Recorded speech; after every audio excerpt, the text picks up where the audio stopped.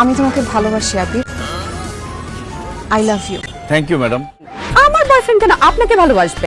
শোনেন, ম্যাডাম ম্যাডামের জায়গায় থাক। এই তুই চুপ, হাড্ডির মতো থাক, কাবাবের মাঝখানে আসিস না। আপনি তো আমার সাথে চ্যালেঞ্জ করছিলেন, আমি নাকি কখনো পাস করতে পারবো না, সবসময় ফেল করব। আমি জিতে গেছি, আপনি হারিয়ে গেছেন, আপনার নাক কাটা গেছে। না আবির, আমি হারিনি, আমার নাকও কাটা যায়নি, বরং আমার গর্ব হচ্ছে তুমি পাশ করতে পেরেছো। কনগ্রাচুলেশনস। আবির, তুমি ব্যাপারটা কিভাবে নিবে সেটা আমি জানি না, তবে প্রথম যেদিন তোমাকে ভার্সিটি দেখেছিলাম সেদিনই তোমার প্রতি একটা অন্যরকম ভালো লাগা তৈরি হয়েছিল। এরপর তোমাকে যতই দেখেছি ততই সেই ভালো লাগাটা ভালোবাসায় পরিণত হয়েছে। তাই আমি চেয়েছি তুমি তাড়াতাড়ি পরীক্ষায় পাশ করে ভার্সিটি থেকে চলে যাও, যাতে আমি তোমাকে আমার মনের কথাটা বলতে পারি। আজকে তুমি পাশ করেছো, তুমি ভার্সিটি ছেড়ে চলে যাবে। এখন তো তুমি আমার স্টুডেন্ট না, আমার মনের কথাটা তোমাকে আমি বলতেই পারি। আমি তোমাকে ভালোবাসি Abir. I love you. Thank you madam.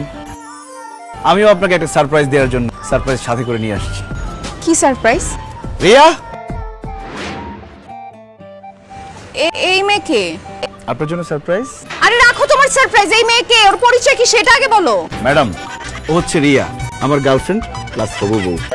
আমি এখন পরীক্ষা পাশ করছি, কয়েকদিন পর আমরা বিয়ে করব। হোয়াট? জি, আপনি কি করে ভাবলেন?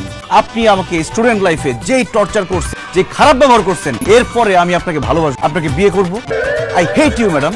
Riya, I love you. অসম্ভব, আমি জীবনে কাউকে আমার ভালোবাসার কথা, আমার মনের কথা বলি নাই। আজকে যেহেতু আমি তোমাকে বলছি, আমাকে তোমার ভালোবাসতেই হবে।